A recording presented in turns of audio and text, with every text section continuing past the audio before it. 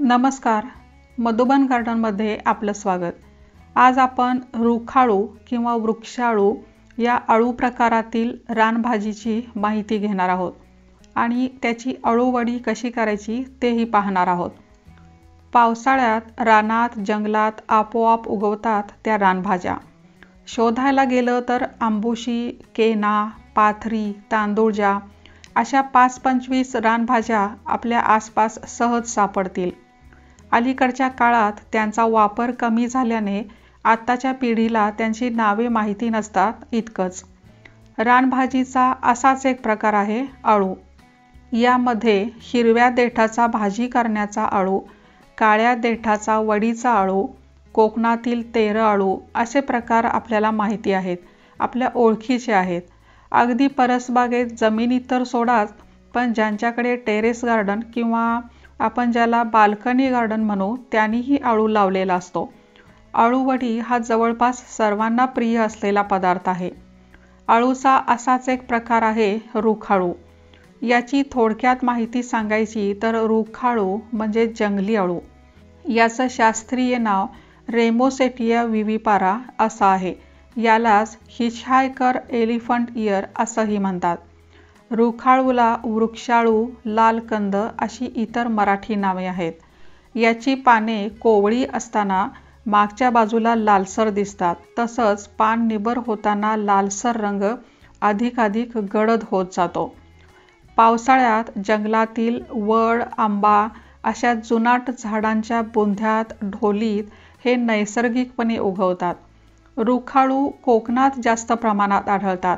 कोकणी भाषेत रुख म्हणजे वृक्ष आणि त्यात उगवणारा अळू तो रुखाळू किंवा वृक्षाळू।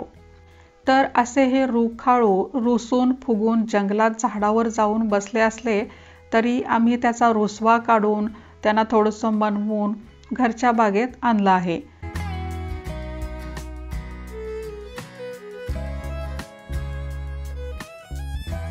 साधारणपणे 8-9 महिन्यापूर्वी मी रुखाळूचे कंद मिळवले। हे कंद मध्यम आकाराचे आणि छोटे छोटे कोंब आलेले होते। पहिल्यांदा त्यांना बुरशीनाशकाच्या पाण्यात बुडवून ठेवलं। आपल्या नेहमीच्या अळूला भरपूर शेणखत आणि पालापाचोळा लागतो, त्यानुसार याचंही पॉटिंग मिक्सचर तयार केलं। थोडी खराब झालेली बादली होती, त्यात नेहमीप्रमाणे तळाशी विटांचा चुरा, पालापाचोळा, खत मिश्रित माती भरून त्यात 3 कंद लावले।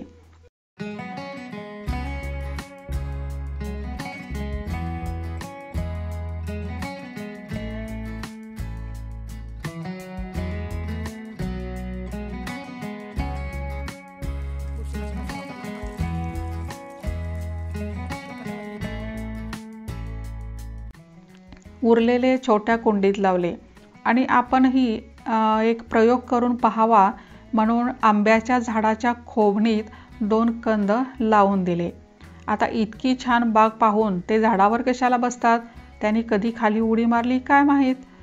पण मे-जूनमध्ये पाऊस सुरू झाल्याबरोबर इमाने इतबारे उगवण्याचं काम मात्र त्यांनी चोख बजावलं। हो, म्हणूनच मला समजलं ते कुठं पडले होते ते। आता रुखाळू ओळखायचा कसा, तर पाने दृष्ट लागेल अशी रसरशीत असतात। मोठा आकार, पानावरची चकाकी, मऊ मुलायमपणा आणि कोवळ्या पानांच्या मागे किंचित गुलाबी झाक, यावरून त्याचं वेगळेपण लगेच ओळखतं। हा पहा मी लावलेला रुखाळू। रुखाळूची भाजी किंवा वड्या करता येतात। या पानांना खाज किंवा चिकटपणा नसतो। नेहमीच्या अळूवडीपेक्षा याच्या वड्या मस्त रुचकर होतात।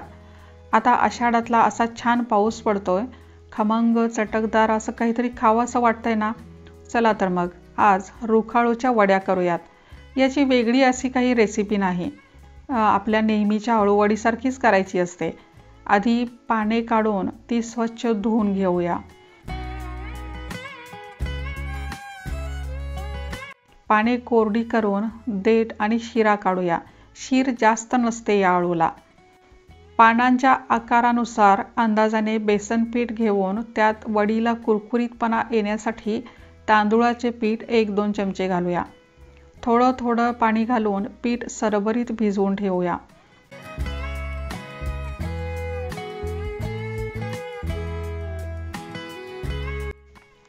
जास्त घट्ट नको आणि जास्त पातळही नको असं. आता त्यात लसूण, मिरची, कोथिंबीर आणि आलं यांचं वाटण घालूया. मिरची आपल्याला कितपत तिखट हवं त्यानुसार कमी किंवा जास्त घेऊ शकता. पिठात हळद, हिंग, मीठ आणि चिमूटभर सोडा टाकून त्यावर चमचाभर पाणी टाकूया. पानांना खाज नसली तरी चवीसाठी 1 चमचाभर चिंचेचा कोळ घालूया आणि पुन्हा एकदा सगळं मिश्रण एकसारखं करून घेऊया. पानाला पीठ लावायला सुरुवात करण्याआधी गॅसवर एका भांड्यात पाणी उकळण्यासाठी ठेवूया. आता नेहमीप्रमाणे पानाच्या मागच्या बाजूला पीठ लावूया.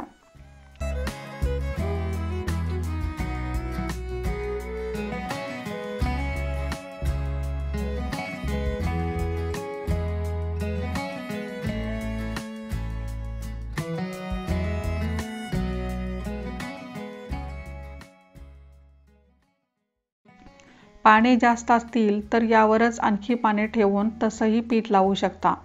पण सध्या मी 2च काढली आहेत, त्यामुळे प्रत्येकी वेगळी सुरळी करते आहे.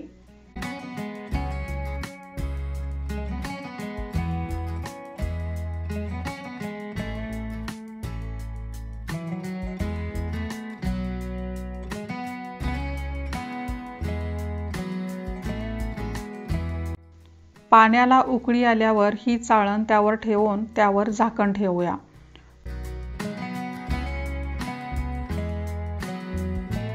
पाच एक मिनिटांनंतर एकदा काढून पाहू. आतील पीठ शिजले असेल तर सुरी आहे तशी स्वच्छ राहील, नसेल तर अजून थोडा वेळ ठेवू शकता. आता वड्या व्यवस्थित पडण्यासाठी हे पूर्ण थंड होऊ द्या. आपल्या आवडत्या आकारात वड्या कापून तळून घेऊया. थोडंसं तेल टाकून शॅलो फ्राय सुद्धा करू शकता.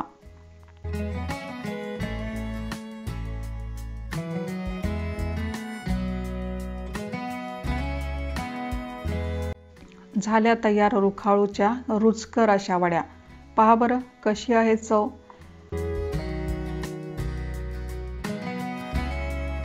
दरम्यानच्या काळात खराब झालेली बादली आणखीच खराब झाली होती, म्हणून कंद काढून दुसऱ्या मोठ्या कुंडीत म्हणजे क्रेटमध्ये लावले होते. रुखाळू आता दुर्मिळ होत चाललेत. औषधी गुणधर्म असल्याने वर्षातून एकदा तरी याची भाजी, भजी, वड्या खाव्यात असे जुने जाणकार सांगतात. याच्या उपयोगाबद्दल म्हणाल तर रुखाळूच्या मुळाचा रस जखमेवर लावल्यास कोणतेही जंत आणि जंतू नाहीसे होतात. रुखाळू जळजळ, संधिवात वेदनाशामक आणि लालसर फोडांवर उपचार करण्यासाठी उपयोगी आहे. रुखाळूचा कंद मूळव्याधवरचे अप्रतिम औषध आहे. याचा पिकलेला देठ डोक्यावर चाई हा आजार झाला असेल तर त्या जागी घासतात, त्यामुळे चाई कमी होते असं म्हणतात. औषधी उपयोग इतकेच पुरे. तर मंडळी, एकूणच रुखाळूची माहिती आणि वड्या कशा वाटल्या? आवडल्यास नक्की लाईक आणि शेअर करा. धन्यवाद.